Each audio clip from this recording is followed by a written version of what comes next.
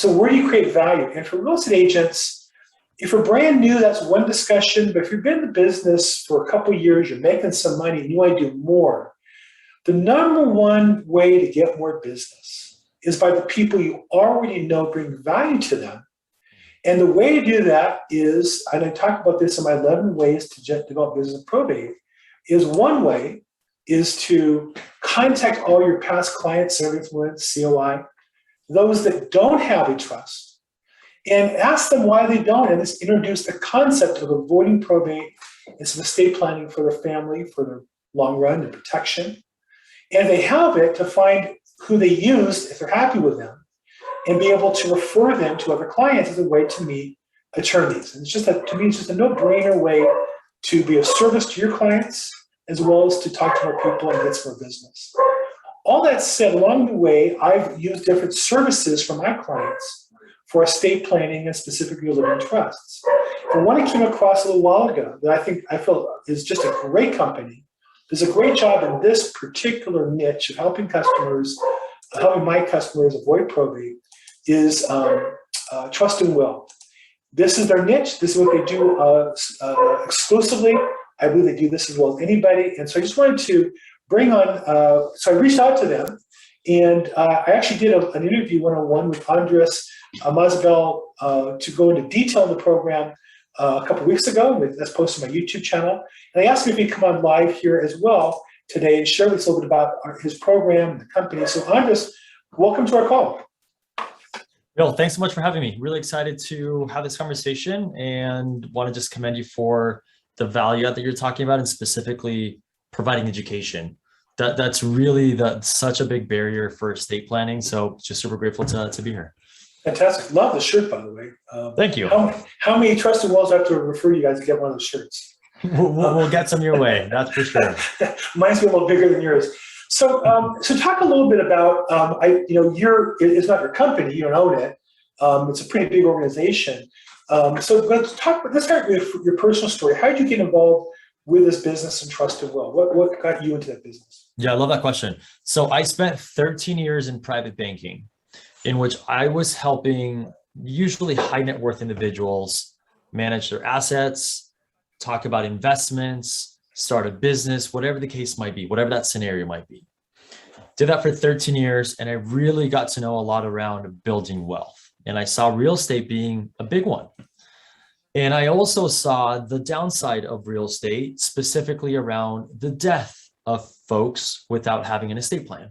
Right. And this is where I would literally see folks walk in. We would have to set up probate accounts or estate accounts. And for most folks, if you're here in California, probate in California is taking over a year, over 12 months right now. So I saw the impact of having to, in a way, capture someone's money in an account until the court proceedings.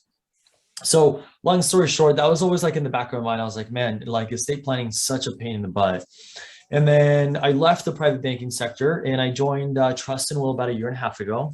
I was employee number 13. We're now a little bit over 60 employees.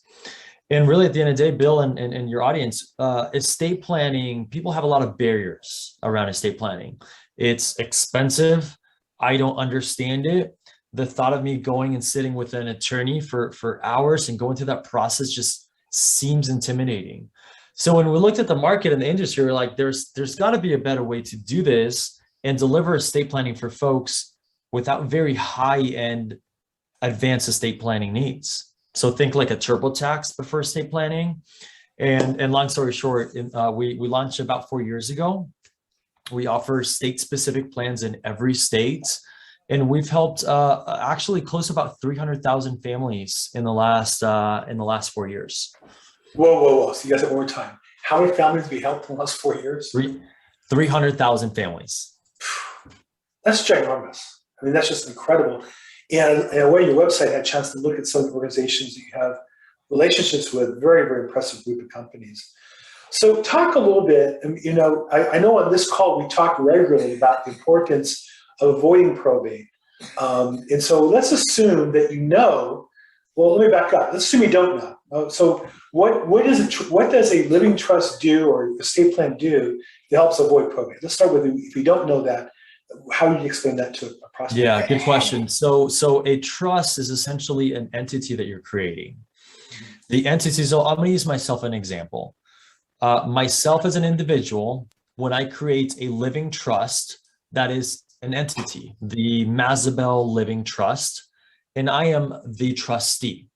So I am now creating, think of it as like a contract, a legal document that now helps outline what assets I own, how do I want those assets to be distributed.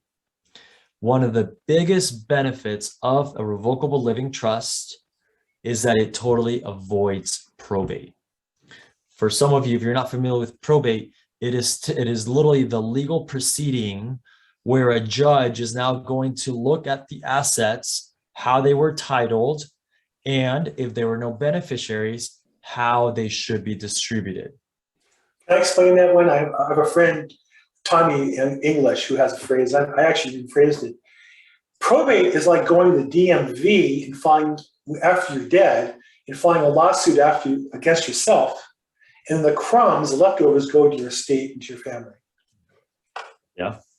The court's really the same as the DMV. The same people run the same organization. That's a great analogy. You're doing yourself because somebody has to file with the court, people can oppose it, and after everybody else gets paid, the court, the attorneys, the fees, the publications, and all that, debtors, creditors, taxes, whatever's left over at the end, you get a piece of that. Totally. Yeah. So with the revocable living trust, it's created while you're alive. It can be changed or revoked. And then again, as I mentioned, you're able to fully avoid probate. So you're making your decisions ahead of time so that you don't have a judge that's literally sitting there making the decisions. And two things. Again, California, it's closer to about 12 to 14 months for probate to actually be executed. And then two, it's expensive. As you would expect, it's not a thing that, you know, the state of California is doing just because they're so nice. You have to pay a probate fee, and there's a ton of probate fees. So I'll give you an example. Here in California, a probate of around, call it $750,000. And this is your gross estate. So even if you own a home and you still have a mortgage on it, that full home would still be going through probate.